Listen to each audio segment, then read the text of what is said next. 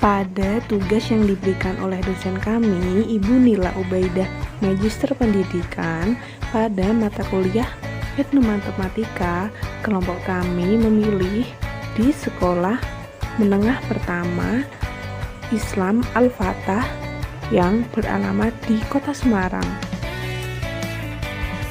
Nah, pada observasi kali ini, kelompok kami ingin mengetahui apakah guru matematika di sini itu menerapkan etnomatematika pada pembelajaran matematika. Untuk lebih jelasnya, yuk simak video ini sampai selesai.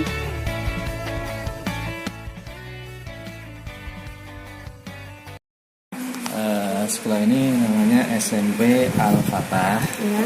Terus alamat Semarang, alamat Jalan Masjid Terboyo nomor 111 atau 111 Semarang, Kota Semarang. Kelurahannya itu Tambarjo, RT 7. Terus nama bapak siapa? Nama saya Pak Nur Hadir, SPD. Kebetulan memang pas jurusan matematika. Biasa anak-anak memanggil saya kalau dalam KBM pembelajaran itu Pak Nur. Kita langsung saja di pertanyaannya. Untuk nomor 1, apakah di sekolah SMP Al-Fatah menerapkan metode pembelajaran matematika berbasis etnomatematika? Jika iya, sejak kapan dilaksanakannya? Berbasis apa tadi Mbak? Berbasis etnomatematika. Etnomatematika. Ya. Etno itu Budaya, Matematika berbasis kebudayaan. berbasis budaya. Oh iya, karena memang istilahnya kita kan di sini kan orang-orang pinggiran, pasti kita menerapkan matematika tergantung dengan karakteristik siswa kami, dan tentunya dengan karakteristik itu kita nanti akan tahu lah bagaimana tentang cara mengajarnya, khususnya tentang pastinya dengan budayanya anak ya, pastinya dengan etika, dengan apa yang dipunyai anak lah.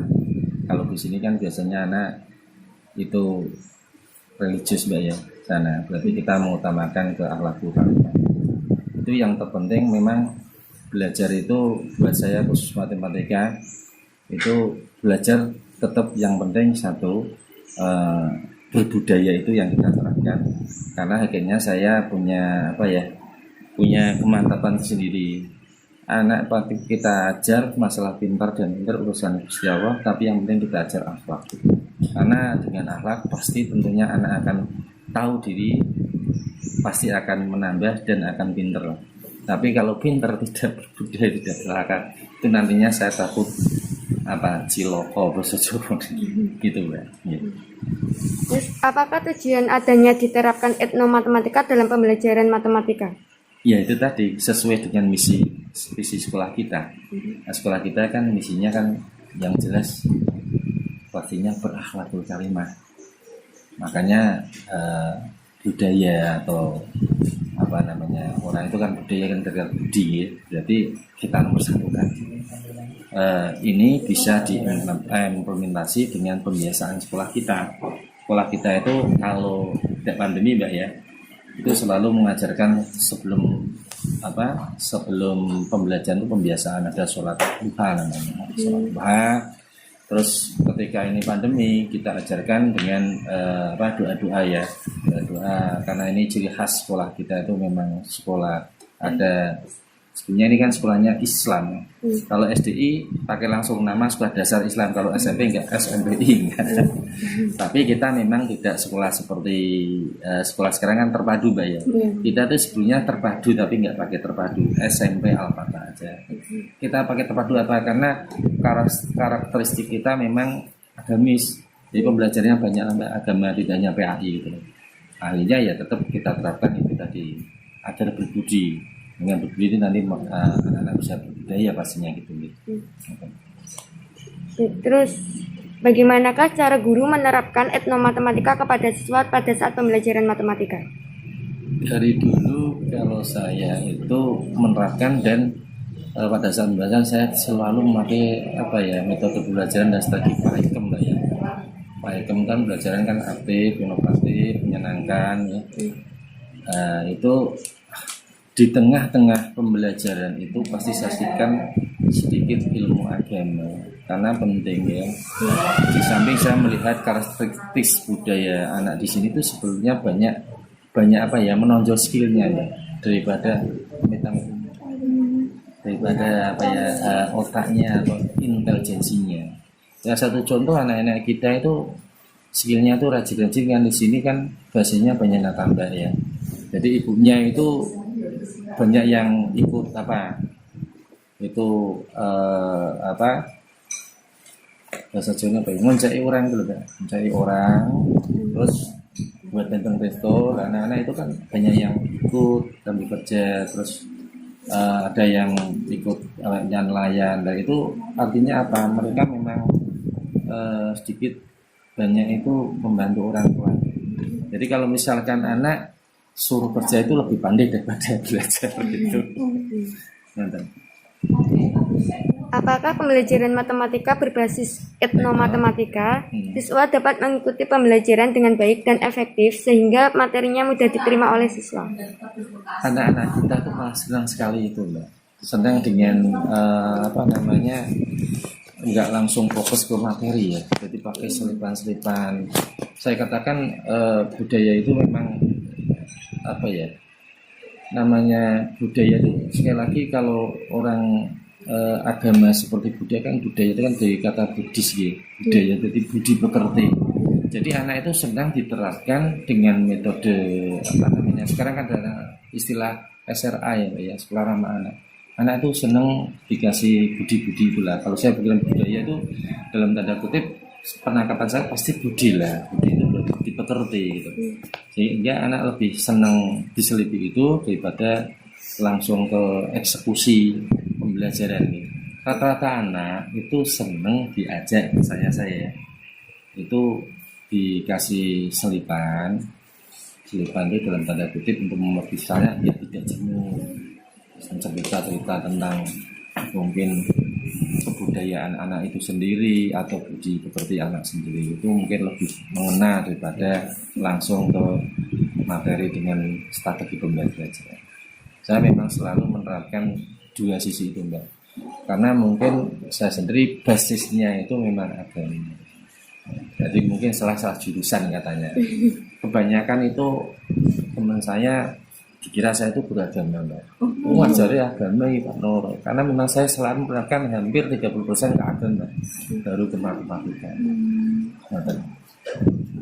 Terus perbedaan apakah yang dirasakan oleh Bapak terhadap perkembangan pemahaman siswa setelah dan sebelum menerapkan etnomatematika pada pembelajaran matematika? Sebetulnya kalau saya melihat etnomatematika itu sudah diterapkan dari dulu, Mbak ya. Cuma kan ini kan caranya revisi kan gitu. Saya dulu pun pada saat sekolah seusia anak SMP kan juga nggak artinya nggak pakai nama istilah etno, tetapi di pembelajaran saya ketika diajar sama guru saya kayaknya sudah menuju ke etno gitu loh. Ya seperti sekarang. Kalau dulu kan bahasanya misalnya PKN ya, pendidikan moral Pancasila. Sekarang gantinya yaitu mungkin etno budaya atau mungkin karakteristik atau mungkin karakter kan gitu. Jadi ya dengan adanya etno malah menambah gitu loh, menambah dalam tanda kutip itu menambah menggugah belajarnya, menambah anak senang. Anak itu akan jenuh, Mbak, kalau menerima pembelajaran dengan misalnya sakof gitu, atau dengan bahasa langsung menuju ke sebuah materi, terus langsung menuju ke pembahasan, kayaknya anak-anak itu kurang bisa langsung menerima lah, katakan itu. Harus diselingi seperti itu. Mungkin yang bisa memompa semangat bisa saya seperti itu. Di antaranya ya memang dengan etno budaya itu. Mungkin seperti itu, Mbak. Apakah siswa aktif bertanya kepada Bapak mengenai hal yang tidak dipahami ketika menerapkan etnomatematika pada pembelajaran matematika? Anak-anak kalau di siswa kami, kalau biasalah rata-rata itu kalau di sekolah-sekolah yang seperti pinggiran itu anak tertentu saja. Jadi kalau anak-anak yang mungkin di tengah-tengah itu memang keingintahuan mereka itu banyak. Artinya ketika mereka mengalami sebuah, oh ini asing bagi saya, oh ini belum pernah diterangkan, oh ini soal-soal yang menantang, oh ini materi yang baru, itu kalau mereka mungkin langsung ya. Tapi kalau anak kami itu biasanya yang ya katakan mungkin anak-anak yang super ya. Kalau saya bisa menilai itu mungkin anak-anak yang 5 besar ya.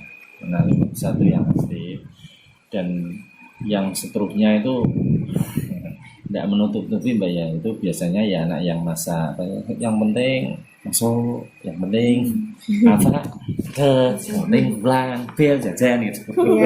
Tapi kalau anak yang aktif, saya selalu menemukan Mbak, setiap generasi saya selalu menemukan anak-anak yang super selalu aktif, super selalu ingin tahu, super selalu menanyakan, entah itu dengan bahasa yang baru etno atau dengan bahasa yang mungkin kurikulum itu selalu berubah dan memang pelajaran berubah ya. Sehingga kalau anak-anak yang cerdas pasti selalu bertanya dan bertanya. Sampai saya itu dulu menemukan anak satu istimewa sampai tembus ke SMA 3. Itu saya sangat bersyukur sekali. Saya sendiri itu punya optimisme, meskipun mungkin sekolah favorit dan sekolah yang favorit kan beda Mbak ya. Artinya dari kualitas guru saja lah. Guru kalau di sekolah yang yang favorit atau mungkin pasti itu seringkali jelas, itu pasti. Kalau yang swasta kalau tidak mengikuti atau mungkin punya teman-teman mungkin ketinggalan gitu. Yang kedua, dari segi murid itu kan biasanya kalau mereka yang kelas high itu pembelajaran tidak hanya terlalu pada seorang guru. Pembelajaran itu dengan mungkin banyak lah, dengan mungkin alam, mungkin dengan sekarang itu banyak Google atau mungkin yang punya uang les gitu. Sehingga main kalau dengan sekolah-sekolah yang seperti ini.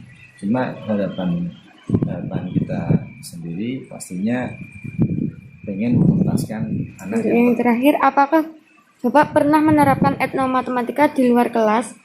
Jika pernah, bagaimana cara Bapak menerapkannya? Nah itu, sekali lagi pada saat pembiasaan itu seringkali saya terapkan. Kan di samping itu memang sekarang itu kan ada sekolah homeschooling ya di luar. Dan kalau khusus di pelajaran matematika kan ada pembelajaran di luar. Tapi saya melihat sikon, ketika sikonnya belum memungkinkan ya saya nggak aja. Biasanya kalau di dalam pelajaran matematika itu pada saat mengambil aritmatika tentang perdagangan, kadang saya keluar, kalau nggak keluar ya mungkin di kantin sambil saya aja hitung-hitungan perdagangan tentang untung rugi. Ya sekali lagi kita selipkanlah kejujuran anak. Kejujuran anak kan termasuk budi ya. Budi kan berarti bagaimana mereka berbudaya, bagaimana mereka berbudi pekerti gitu. Mungkin seperti itu. Kalau mungkin cukup ya saya terima kasih. Kalau mungkin ada masukan atau barangkali Mbak Egi yang generasi milenial, karena ilmu sekarang itu kan berkembang. Kalau saya tidak menutup diri dan saya tidak harus selalu guru itu pintar enggak. Barangkali sekarang tuh anak malah lebih pintar daripada dulu, dan dosen itu kadang kalau dengannya. Karena apa ya, keaktifan mereka gitu. Kayak guru sendiri kalau misalkan nggak mengikuti perkembangan pelajaran yang sekarang sudah ada ruang guru ketinggalan. Satu contoh yang paling gampang lah, guru itu jangan sampai gagak medsos gitu. Banyak teman-teman yang kalau terus sudah tua berlatih roboh, aku nggak mau karena nggak menguasai komputer. Jadi sekali lagi mungkin panjenengan di sini dalam tanda kutip menimbul ilmu dengan saya, tapi mungkin saya bisa sharing dengan Anda. Nah, demikian tadi wawancara kami dengan Pak Nur Hadir selaku guru matematika di SMP Al-Fatah. Terima kasih untuk teman-teman yang sudah menonton video ini sampai akhir. Wassalamualaikum warahmatullahi wabarakatuh. Jangan lupa like dan komen ya.